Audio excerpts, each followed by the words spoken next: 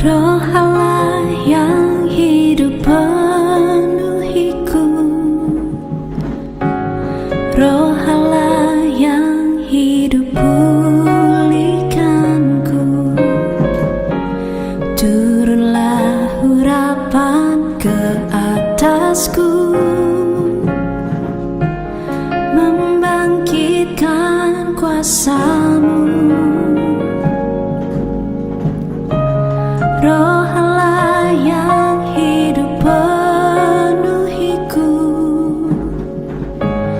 Roh Allah yang hidup pulihkanku. Turunlah urapan ke atasku, membangkitkan kuasa-Mu, membebaskan hidup yang terbelenggu, memulihkan hati mereka yang terluka, serta menjelikan mata yang buta. Jadikan hidupku alat-Mu, dipenuhi urapan baru, menyatakan kebesaran kuasa-Mu.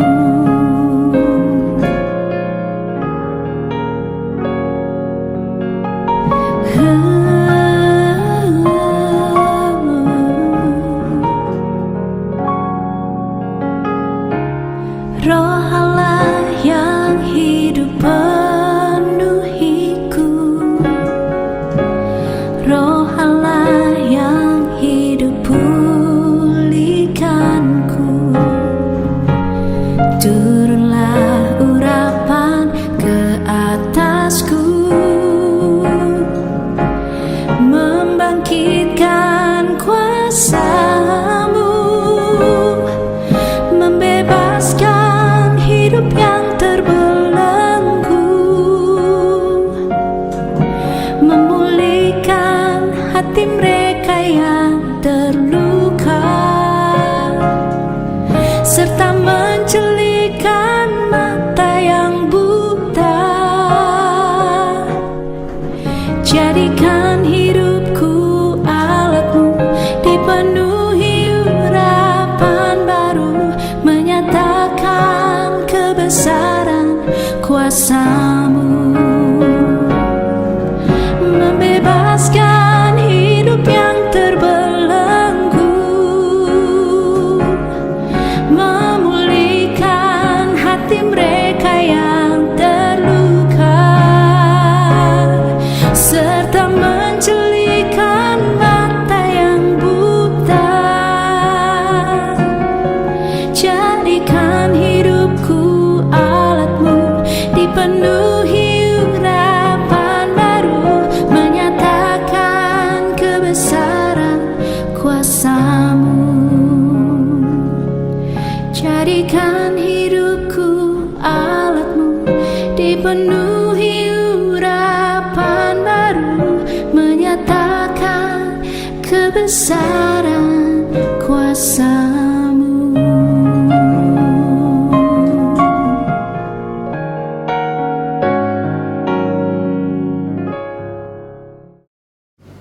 Selamat pagi saudara-saudaraku yang kasih. Sebelum kita akan mendengarkan kebenaran firman Allah, saya ajak saudara untuk tundukkan kepala, masuk di dalam doa. Bapa kami yang di surga, kami mengucap syukur Tuhan atas kasih dan kemurahan-Mu. Kalau Engkau masih mengizinkan kami untuk bersama-sama mempelajari akan kebenaran firman-Mu, Allah Roh Kudus, Engkau akan memimpin kami semuanya dari awal bahkan sampai akhir. Dalam nama Tuhan Yesus Kristus, kami sudah berdoa, haleluya, amin. Saudara-saudara, minggu lalu kita melihat bagaimana peranan dari Allah menyertai, memimpin hidup kita, di mana Allah itu mengajak kita untuk fokus kepada anaknya, kepada salib Kristus. Nah, sekarang kita akan melihat kembali bagaimana Allah menyertai umatnya, saudara dan saya, lewat peranan Roh Kudus. Kita akan sama-sama membaca di dalam Yehezkiel 47 ayat pertama. Sungai yang keluar dari bait suci. Kemudian ia membawa aku kembali ke pintu bait suci, dan sungguh ada air keluar dari ambang bait suci itu dan mengalir menuju ke timur, sebab bait suci juga menghadap ke timur, dan air itu mengalir dari bawah bagian samping kanan dari bait suci itu sebelah selatan mezbah. Saudara-saudara, Yehezkiel mendapat penglihatan ilahi yang luar biasa. Dari bait suci itu keluar air sungai. Dan kita tentu mengetahui, saudara-saudara, di dalam perjanjian baru, tidak tahukah kamu bahwa kamu adalah rumah Allah? Kalau Roh Kudus ada di dalam kamu, Roh Kudus mengalir kepadamu. Saudara perhatikan, Roh Kudus itu mengalir dari dalam bait Allah. Kita ini bait Allah. Tapi Paulus bertanya, tidak tahukah kamu? Itu berarti pada zamannya Paulus itu bisa mengambil kesimpulan. Ada anak-anak Tuhan yang tidak tahu, ada anak-anak Tuhan yang tidak mau tahu.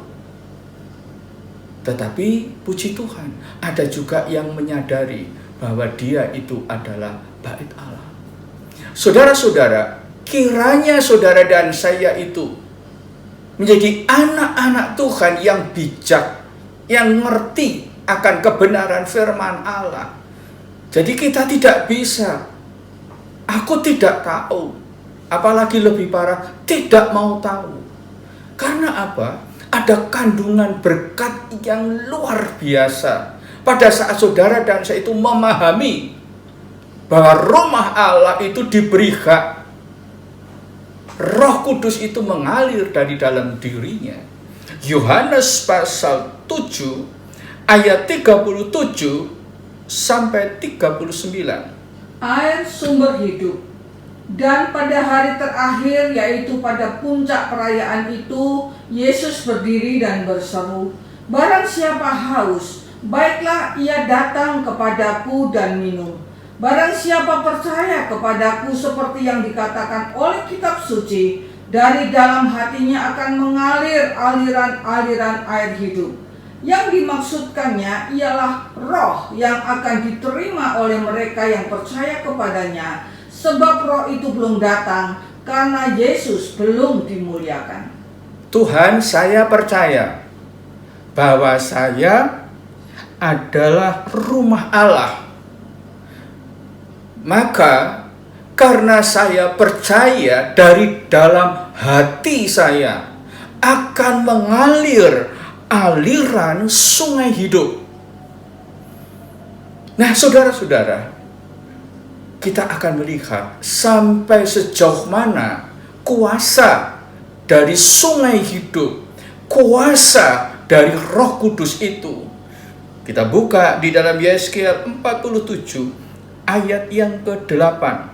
Ia berkata kepadaku, "Sungai ini mengalir menuju wilayah timur dan menurun ke Araba Yordan dan bermuara di Laut Asin, air yang mengandung banyak garam, dan air itu menjadi tawar." Lihat saudara-saudara, air itu terus mengalir sampai di dataran rendah yang bernama Araba Yordan. Araba itu artinya tempat yang kering, tempat yang tandus. Jadi air kehidupan itu mengalir bahkan sampai ke tempat-tempat yang paling tandus, di mana akhirnya nanti akan bermuara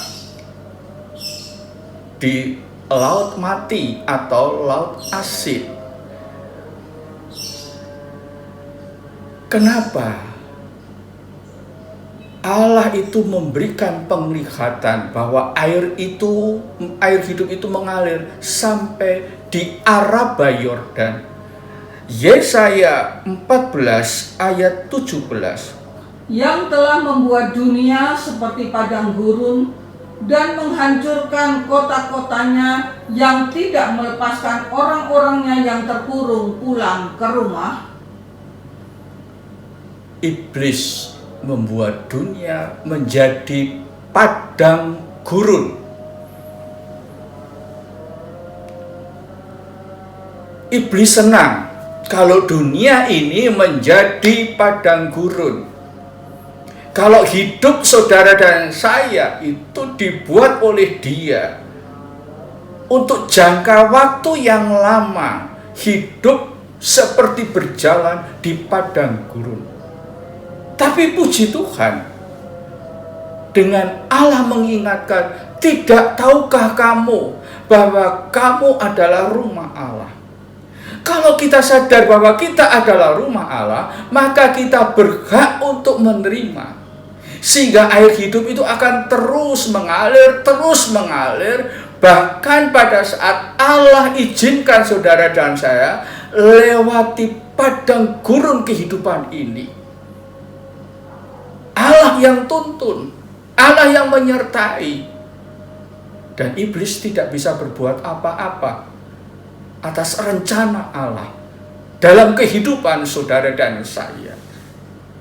Dia ingin kita menjadi anak-anak Tuhan dalam kondisi seperti padang gurun, tapi ternyata di situ ada air hidup yang mengalir. Pada waktu iblis dengan kuasanya, dengan rancangannya yang licik itu, dia buka semuanya. Air itu mengalir terus dari Araba Yordan sampai Laut Mati. Laut Mati itu adalah tempat yang paling rendah di atas muka bumi. Karena tempat ini 1294 kaki di bawah permukaan laut. Tentu memiliki makna rohani. Memiliki makna rohani yang luar biasa. Kelicikan dari iblis akan memimpin membawa manusia itu turun lebih rendah, lebih rendah, lebih rendah. Tetapi kita melihat sekarang peranan dari kuasa Roh Kudus itu. Peranan dari kuasa Roh Kudus itu. Maka di dalam ayat tadi dikatakan sungai itu mengalir. Airnya itu terus mengalir. Sehingga air yang menjadi atau mengandung banyak garam itu menjadi air tawar. Nah, air tawar ini di dalam bahasa lain saya ingin bacakan, the water shall be healed. Air itu menjadi air yang menyehatkan. Kata menyehatkan itu Rafa. Kita buka di dalam Keluaran 15 ayat yang ke-26. Jikalau firman-Nya, jika kamu sungguh-sungguh mendengarkan suara Tuhan Allahmu dan melakukan apa yang benar di matanya dan memasang telingamu kepada perintah-perintahnya dan tetap mengikuti segala ketetapannya, maka aku tidak akan menimpakan kepadamu penyakit manapun yang telah kutimpakan kepada orang Mesir, sebab akulah Tuhan yang menyembuhkan engkau. Aku Tuhan yang menyembuhkan engkau, Yehova Rafa. Air itu merupakan perwujudan kasih Allah kepada semua umat manusia. Sehingga saudara dan saya biarlah menjadi orang yang bijak, yang mengetahui rencana Allah. Tetapi kita juga harus tahu apa yang iblis inginkan untuk manusia. Iblis ingin membuat bumi, seluruh manusia bagaikan laut mati. Tapi Yehova Rafa itu datang membawa kehidupan, membawa kesembuhan.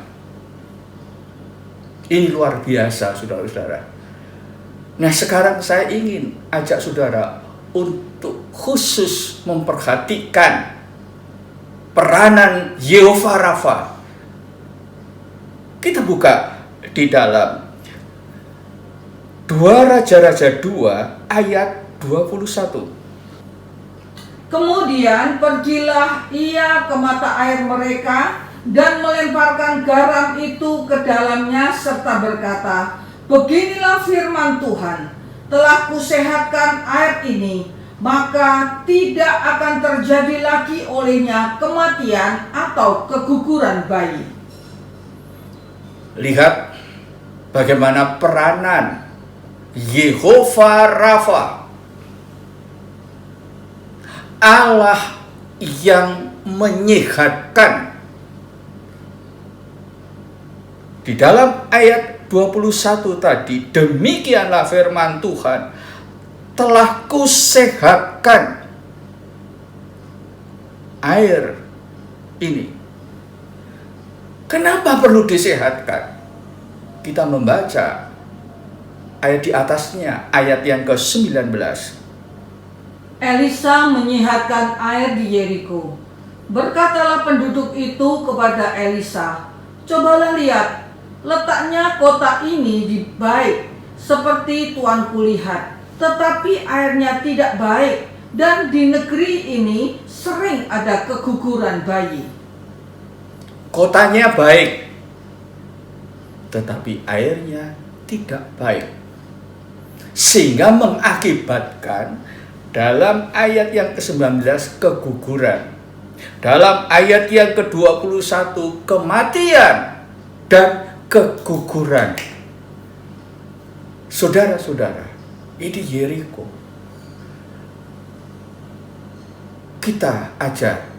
Saya ajak saudara-saudara untuk melihat latar belakang sampai air yang merupakan kebutuhan pokok saja.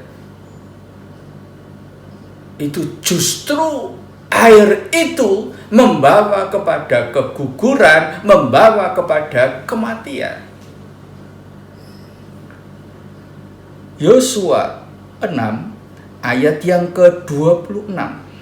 Pada waktu itu bersumpahlah Yosua, katanya, terkutuklah di hadapan Tuhan orang yang bangkit untuk membangun kembali kota Yeriko ini. Dengan membayarkan nyawa anaknya yang sulung, ia akan meletakkan dasar kota itu, dan dengan membayarkan nyawa anaknya yang bungsu, ia akan memasang pintu gerbangnya. Oke.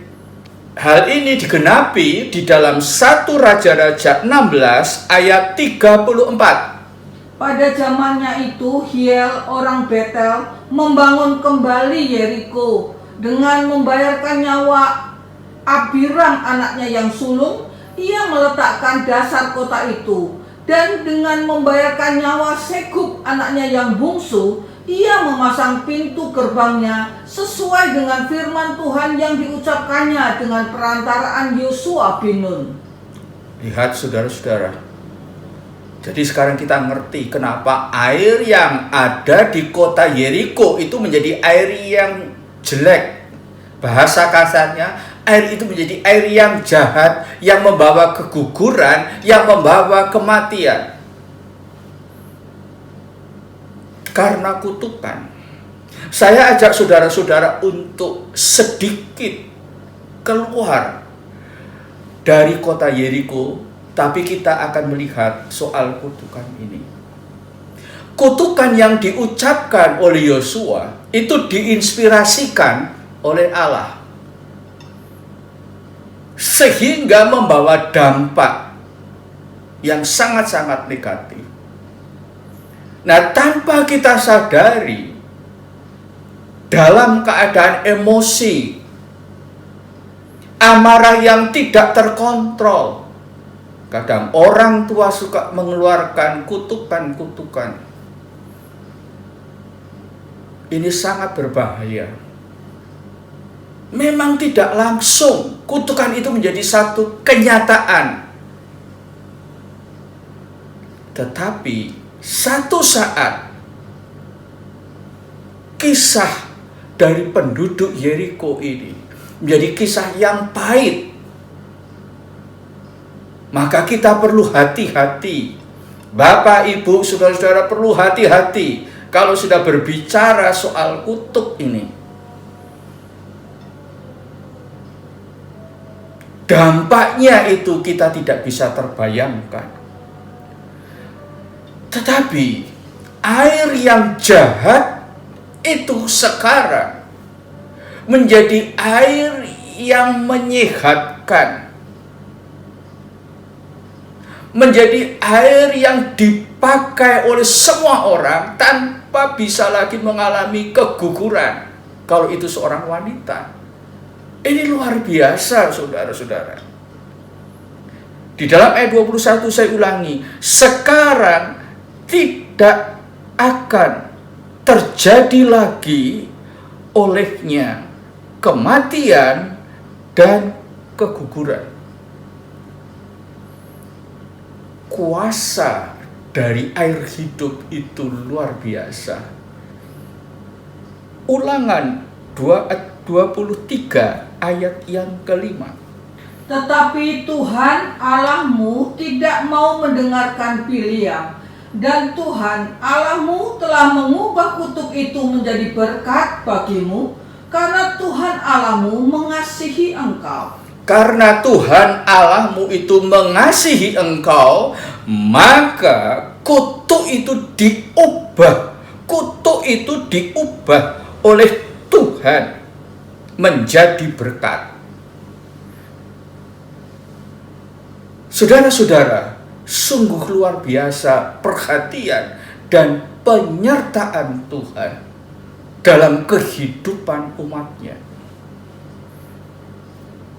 Kita tidak lagi perlu meragukan kasih-Nya. Yang perlu kita renungkan, apakah sampai saat ini saudara dan saya masih memiliki seperti yang dimiliki oleh Allah? Karena Allah itu mengasihi kita, maka Allah mengubah kutuk menjadi berkat. Ini luar biasa. Dan biarlah ini sekarang kita pegang dengan iman dan keyakinan. Tuhan, aku mau tetap berserah, aku mau tetap mengasihi Engkau. Karena Engkau masih tetap akan membuka jalan bagi kami semuanya. Mazmur 36 ayat yang ke-9. Mereka mengenyangkan dirinya dengan lemak di rumahmu, Engkau memberi mereka minum dari sungai kesenanganmu. Engkau Tuhan sudah mengubah kutuk menjadi berkat. Berkat apa yang akan saya peroleh? Kalau aku belajar mengasihi Engkau dalam situasi seperti sekarang ini. Alkitab tadi mengatakan, kamu akan minum dari sungai kesenanganmu. Minum dari sungai kesenangan Allah. Kesenangan Allah itu merupakan air hidup tadi, dan bukan tetesan yang Tuhan berikan, tapi sungai yang Allah berikan. Dengan kata-kata sungai ini untuk menunjukkan bahwa Allah masih sanggup untuk memberikan sukacita. Di dalam sukacita itu terkandung banyak hal. Banyak hal. Dan sungai sukacita itu akan mengalir seperti sungai. Maka ada nyanyian, sungai sukacitamu mengalir di dalam aku. Itu sungai sukacitamu. Aku tidak lagi mandul, Tuhan. Aku tidak lagi mandul. Secara rohani itu aku masih bisa berbuat baik. Aku masih bisa menjadi berkat bagi orang lain. Dan oleh kasih dan kemurahannya, bahkan aku tidak mati. Aku tidak mati karena sungai Allah itu memberikan satu kehidupan yang luar biasa. 2 Tawarikh pasal 36 kita akan membaca ayat 15-16. Namun Tuhan Allah nenek moyang mereka berulang-ulang mengirim pesan melalui utusan-utusannya karena ia sayang kepada umatnya dan tempat kediamannya. Tetapi mereka mengolok-olok utusan-utusan Allah itu, menghina segala firman-Nya dan mengejek nabi-nabinya. Oleh sebab itu murka Tuhan bangkit terhadap umatnya sehingga tidak mungkin lagi pemulihan. Ayat yang terakhir ini saya cantumkan untuk sebagai bahan introspeksi kepada kita, agar kita tetap waspada dalam perjalanan hidup ini. Tuhan tetap sayang kepada umatnya. Tuhan itu tetap sayang kepada umatnya. Tetapi kadang-kadang umatnya itu menyikapi dengan kurang bijak. Di dalam ayat 16 tadi dikatakan, ada yang mengolok-olok utusannya, mengejek nabinya, dan bahkan menghina segala firman-Nya. Hati-hati saudara-saudara, hati-hati sekali dalam kita menyikapi bagaimana Allah itu bisa memakai siapapun juga di dalam kehidupan kita. Bisa lewat firman-Nya, firman yang bagaimanapun juga bagi hati itu, bagi telinga terasa menyakitkan, jangan sampai dihina. Keluar, kadang-kadang bisa kipas-kipas, tengok kiri, tengok kanan. Jadi kelihatannya seperti kayak kehilangan konsentrasi. Padahal itu sebagai perwujudan fisik. Aku tidak cocok dengan firman. Dan bahkan di dalam hati mengolok-olok, mengejek utusan atau nabinya. Hati-hati. Layakkah orang yang bersikap seperti ini menerima kasih sayang Allah? Jadi kita itu kadang terlalu pede, tetapi pede yang ngawur. Pede yang tidak disertai dengan introspeksi, sehingga akulah yang paling benar. Akulah anak Allah, aku anak emas Allah. Perhatikan ayat yang ke-16 2 Tawarikh pasal 36 tadi. Akibatnya Tuhan murka sehingga tidak mungkin lagi ada pemulihan. Tidak mungkin ada pemulihan. Kita bisa nyanyi, di mana di dalam kandungan nyanyian itu ada kata-kata pemulihan dengan rangkaian kalimat yang membawa kita merasa saya yakin Tuhan pasti akan memulihkan saya. Tuhan pasti akan memulihkan gerejanya. Kalau menghina, kalau mengolok-olok, kalau tidak menghargai, tidak ada pemulihan. Saya akan mengakhiri kebenaran firman Allah ini tentu saja, saudara-saudara, bukan dengan suasana hati suasana hati yang jadi kacau, yang membingungkan, tidak. Tetapi justru kita belajar menghargai kesempatan, menghargai kasih Allah yang sampai saat ini masih terus mengalir bagaikan air sungai yang hidup. Tetapi waktu air itu mengalir, jangan sampai ada hambatan.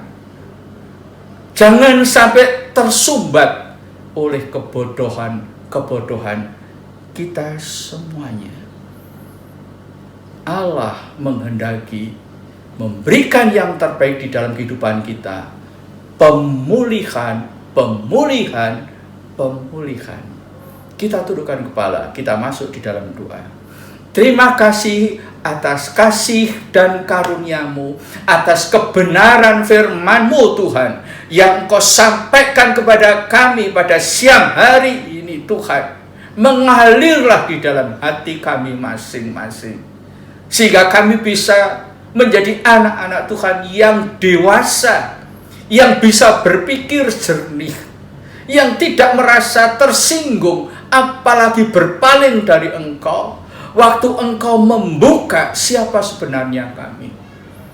Tapi dengan segala kerendahan hati, kami akan menghampiri tahta kasih dan kemurahan-Mu. Ampuni kekurangan, ampuni dosa-dosa kami Tuhan. Kami berdoa, mohon pemulihan. Engkau menjawab pemulihan yang kami rindukan. Yesus, Engkau jawaban bagi kami semuanya. Saudara-saudara yang kekasih, biarlah kita mengakhiri waktu kita mendengar kebenaran firman Allah ini di dalam nama Allah Bapa, Allah Anak, Allah Roh Kudus, yaitu Tuhan Yesus Kristus. Amin.